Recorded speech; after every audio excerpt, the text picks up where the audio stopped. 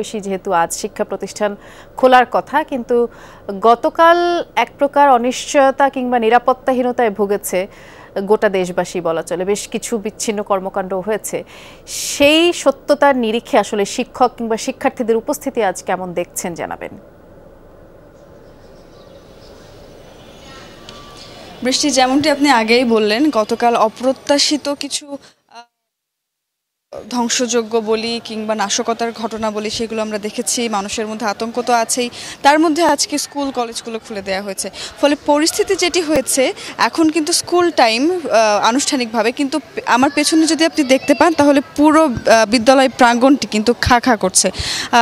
হাতে গোনা কয়েকজন শিক্ষক কিন্তু এসেছেন, কিন্তু তারা যেটি বলছেন যে শিক্ষার্থীরা কিন্তু আসেনি। আপনাকে জানিয়ে রাখি বৃষ্টি যে এখানে কিন্তু 7:30 থেকে একটি শিফট এবং 12টা থেকে আরেকটি শিফট। 7:30 থেকে যে শিফটটি ছিল সেখানে কিন্তু কোনো শিক্ষার্থী এখন পর্যন্ত আসেননি।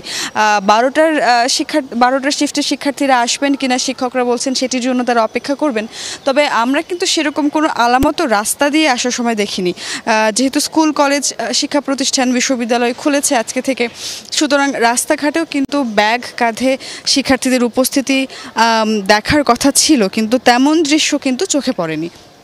শিক্ষকরা যেটি বলছেন যে গতকালও শিক্ষার্থীদের সঙ্গে তাদের কথা হয়েছে, গতকাল রাতেও সেখানে শিক্ষার্থীরা বলেছেন যে এখন কিন্তু তারা স্কুল কার্যক্রম বলি বা শিক্ষা কার্যক্রম বলি, সেখানে অংশগ্রহণ করার মতো মানসিকতায় নেই। সুতরাং এখন পর্যন্ত কিন্তু কোনো শিক্ষার্থী আসেননি। 12টার শিফটে আসবেন কিনা সেটি অনিশ্চিত।